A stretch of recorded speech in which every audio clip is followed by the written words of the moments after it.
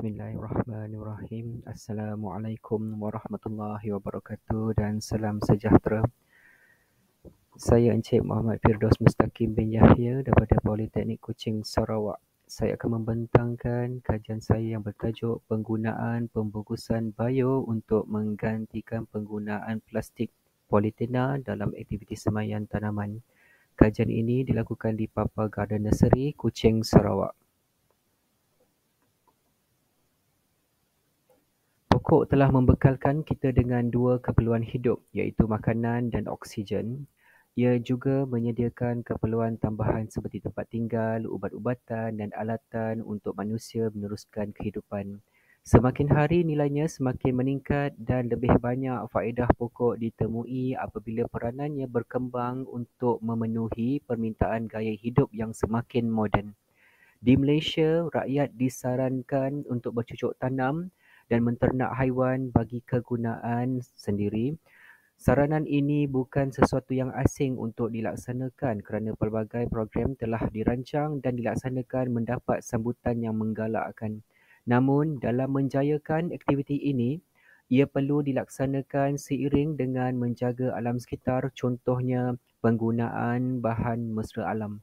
Di Malaysia, menjalankan perniagaan benih semaian tumbuhan adalah perniagaan yang menguntungkan. Permintaan ke atas semaian benih semakin meningkat setiap hari apabila orang ramai semakin sedar akan kepentingan tumbuhan dalam kehidupan seharian. Baik, kita pergi kepada pernyataan masalah. Kesan penggunaan plastik politina ke atas alam sekitar masih dikaji sehingga ke hari ini. Plastik mampu mengubah kandungan kimia di dalam tanah di mana ia boleh meningkatkan penyejatan air dan mengeringkan tanah. Permukaan plastik boleh menyebabkan bahan toksik terkumpul di dalam tanah organik. Sebaik sahaja mikroplastik memasuki tanah, ia secara langsung atau tidak langsung boleh menjejaskan fungsi ekosistem dan kesuburan tanah.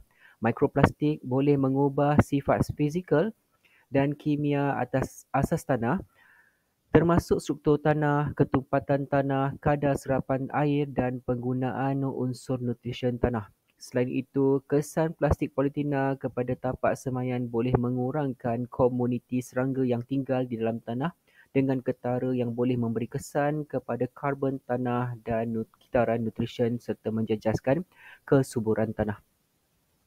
Menurut kajian antara tahun 1930 dan 2015, manusia menjana 6,300 juta tan metrik sisa plastik.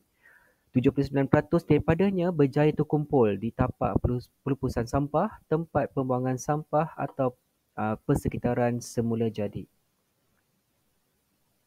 Polybag adalah alternatif bagi menggantikan penggunaan pasu plastik. Ia lebih murah dan mudah digunakan untuk penanaman benih tanaman. Polybag diperbuat daripada plastik yang tahan lasak dan tahan lama. Ia mempunyai lubang yang telah ditebuk dan digunakan secara meluas dalam aktiviti semaian tanaman. Walaupun ia lebih murah dan mudah digunakan, tetapi menggunakan polybag menyebabkan banyak kesan negatif kepada tanah dan alam sekitar. Secara lazimnya, polybag digunakan oleh petani, pekebun dan peladang. Amalan kebiasaannya, polybag hanya akan digunakan sekali sahaja dan akan dibuang. Dan kesannya, ia lambat terurai kerana ia tidak mesra alam dan mencemarkan alam sekitar serta merosakkan ekosistem kesihatan tanah.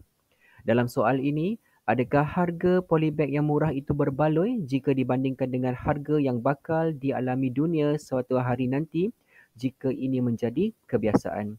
Baik, kita beralih kepada objektif kajian. Objektif kajian mengenal pasti kebaikan penggunaan pembungkusan bio dalam aktiviti semaian tumbuhan. Yang kedua, mengenal pasti kesan penggunaan pembungkusan bio dalam aktiviti semaian tumbuhan. Dan yang ketiga, mengkaji kesedaran pengguna dalam penggunaan pembungkusan bio. Seterusnya, berkenaan dengan justifikasi kajian. Kajian ini bertujuan untuk meneroka faedah dan kelebihan penggunaan meluas bahan mesra alam sebagai alternatif bagi mengganti plastik politina dalam aktiviti semaian tanaman. Metodologi bagi kajian ini menggunakan kaedah kuantitatif iaitu melalui edaran borang soal selidik kepada responden. Pengedaran borang soal selidik dilakukan di Papa Garden Nursery, Kuching, Sarawak. Untuk skop kajian terbahagi kepada 4 iaitu demografi, tingkah laku ataupun gelagat, geografi dan juga psikografi. Untuk demografi merujuk kepada ciri-ciri populasi yang dikelaskan berdasarkan kriteria tertentu seperti umur, jantina dan pendapatan. Menganalisis data demografi adalah penting untuk perniagaan, organisasi dan kerajaan dalam membuat keputusan tertentu. Perniagaan boleh menggunakan data ini untuk membangunkan strategi pemasaran yang disasarkan, manakala kerajaan boleh melaksanakan dasar awam dengan sewajarnya.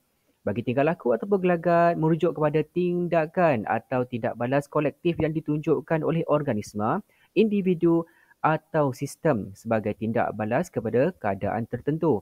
Ia boleh dicetuskan oleh rangsangan atau input daripada persekitaran dalaman atau luaran, sama ada secara sedar atau tidak sedar, secara terang-terangan atau terselindung, dan secara sukarela ataupun tidak. Untuk geografi, kajian tentang tempat dan interaksi antara manusia dan persekitaran mereka. Ini boleh dicontohkan melalui hubungan antara pencinta alam, sekitar dan pertalian mereka terhadap tumbuhan di mana lokasi penanaman dipengaruhi oleh faktor seperti musim, iklim dan juga suhu. Dan akhir sekali, psikografik.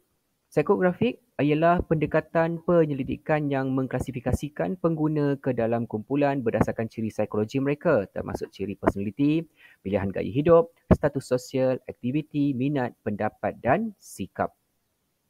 Baik, kita pergi kepada dapatan kajian demografi. Okey, terdapat 32 orang responden bagi kajian ini. Untuk umur, kumpulan terbesar terdiri daripada 9 individu yang berumur antara 51 dan 60 tahun daripada jumlah responden. Bilangan responden kedua tertinggi berjumlah 7 individu berada dalam lingkungan umur 21 hingga 30 tahun. 5 responden dalam setiap kumpulan umur 41 hingga 50 dan 60 tahun ke atas. Dalam lingkungan umur 31 hingga 40 tahun, terdapat 4 orang responden. Dan 2 orang responden iaitu berumur 20 tahun dan ke bawah. Tempoh masa berkebun, terdapat 11 individu telah berkebun selama lebih kurang 4 hingga 6 tahun. Dan juga 10 responden yang telah berkebun selama sekitar 1 hingga 3 tahun dengan peratusan 31.3%. Seramai 7 orang responden daripada jumlah keseluruhan telah terlibat dalam bidang berkebun lebih 10 tahun. 4 individu terdiri daripada 12.5% daripada jumlah keseluruhan yang telah berkebun selama lebih kurang 7 hingga 9 tahun. Peruntukan setiap kali mengunjungi tapak semaian, majoriti responden seramai 10 orang individu telah membelanjakan sekitar RM30 sehingga RM60. 9 responden telah membelanjakan sekitar RM10 sehingga RM30. 7 responden telah membelanjakan sekitar RM60 sehingga RM90 dan terdapat 6 responden telah membelanjakan RM90 dan ke atas. Baik, kita berpindah kepada dapatan kajian mengenal pasti kebaikan penggunaan pembungkusan bio dalam aktiviti semaian tumbuhan. Baik, daripada 32 responden, 28 responden bersetuju bahawa penggunaan bekas bio dapat menjamin kualiti tumbuhan manakala 4 individu yang selebihnya tidak bersetuju. Seterusnya, kesemua 32 responden bersetuju bahawa penggunaan bekas bio dapat melindungi tumbuhan. 29 individu ataupun responden bersetuju bahawa penggunaan bekas bio dapat meningkatkan jangka hayat tumbuhan manakala 3 individu tidak bersetuju. Dan akhir sekali, 28 responden merangkumi 87.9% daripada jumlah keseluruhan bersetuju bahawa penggunaan bekas bio dapat mengekalkan kualiti tanah. Manakala baki 4 individu iaitu 12.5% tidak bersetuju. Baik, kita teruskan dengan dapatan kajian mengenal pasti kesan penggunaan pembungkusan bio dalam aktiviti semaian tumbuhan. 20 individu ataupun 20 responden daripada jumlah keseluruhan bersetuju bahawa bekas bio tidak mudah untuk didapati, manakala 12 baki 12 responden bersetuju bahawa bekas responden mudah untuk didapati. Seterusnya, daripada 32 responden, 31 responden bersetuju bekas bio dapat meningkatkan imej kepada syarikat, manakala bagi seorang responden memilih sebaliknya.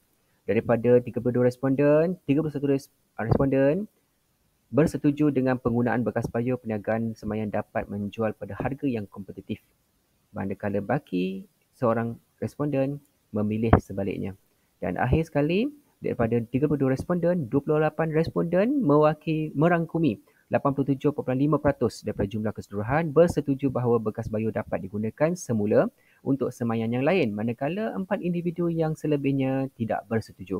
Baik, kita beralih kepada dapatan kajian mengkaji kesedaran pengguna dalam penggunaan pembungkusan bio. Majoriti responden iaitu seramai 18 responden sangat setuju dengan penggunaan bekas bio dapat dilakukan melalui kempen. 10 responden menyatakan setuju, 3 responden tidak pasti mengenainya, manakala seorang responden sangat tidak setuju. Seterusnya, daripada responden, majoriti 15 individu sangat setuju supaya kerajaan menyarankan penggunaan produk yang berasaskan bio. 9 responden setuju, manakala 6 responden tidak pasti mengenainya dan 2 responden tidak bersetuju. Seterusnya, daripada responden, majoriti 19 responden sangat bersetuju melalui penggunaan bekas bio dapat memelihara alam sekitar. 10 responden setuju dan 3 responden tidak pasti mengenainya. Dan yang terakhir, kebanyakan responden iaitu seramai 18 responden sangat setuju penggunaan bekas bio dapat memelihara alam sekitar. 12 responden setuju dan 2 responden tidak pasti mengenainya. Seterusnya, kita pergi kepada kesimpulan. Kajian yang dijalankan di Papa Garden Nursery bertujuan untuk mengumpul pendapat tentang penggunaan pembungkusan bio sebagai pengganti plastik politina untuk tanaman semaian. Sebanyak 32 responden telah terlibat dalam kajian ini dan memberikan pandangan. Majoriti responden adalah dalam lingkungan umur 51 tahun sehingga 60 tahun, diikuti oleh kumpulan umur 21 hingga 30 tahun. Responden mempunyai pengalaman berkebun yang berbeza-beza dengan sebahagian besar terlibat dalam berkebun selama 4 hingga 6 tahun. Kebanyakan responden membelanjakan kira-kira RM30 sehingga RM60 setiap kali ke perniagaan semaian dan majoriti kerap ke perniagaan semaian. Penggunaan pembungkusan bio menerima maklum balas positif berkaitan keupayaan untuk menjamin kualiti tumbuhan, melindungi tumbuhan, meningkatkan jangka hayat tumbuhan dan mengekalkan kualiti tanah. Selain itu, responden bersetuju bahawa harga pembungkusan bio adalah berpatutan. Namun, majoriti responden mendapati sukar untuk mendapatkan bekalan pembungkusan bio. Walau bagaimanapun, mereka percaya bahawa pembungkusan bio boleh meningkatkan imej syarikat dan berharap agar kerajaan menyarankan perniagaan semaian untuk menggunakan pembungkusan bio. Responden juga bersetuju bahawa perniagaan semaian boleh menjual pada harga yang kompetitif dengan penggunaan pembungkusan bio dan pembungkusan bio boleh digunakan semula. Responden menyatakan persetujuan yang kukuh dengan tanggapan bahawa kesedaran tentang penggunaan bio boleh dicapai melalui kempen. Mereka juga mengiktiraf saranan kerajaan untuk penggunaan produk berasaskan bio dan percaya penggunaan bio boleh menyumbang kepada pemeliharaan dan pemeliharaan alam sekitar. Kesimpulannya, analisis hasil tinjauan menunjukkan bahawa terdapat persepsi positif dalam kalangan responden terhadap penggunaan pembungkusan bio untuk tanaman semaian. Seterusnya, untuk cadangan, berdasarkan hasil tinjauan, cadangan boleh dibuat untuk menangani penemuan utama dan memenuhi pilihan responden. Yang pertama, tingkatkan ketersediaan bekalan pembungkusan bio.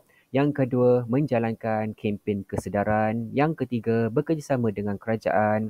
Yang keempat, menggalakkan pemeliharaan alam sekitar. Dan yang kelima, mendidik pelanggan tentang faedah pembungkusan bio. Sekian, terima kasih. Assalamualaikum warahmatullahi wabarakatuh.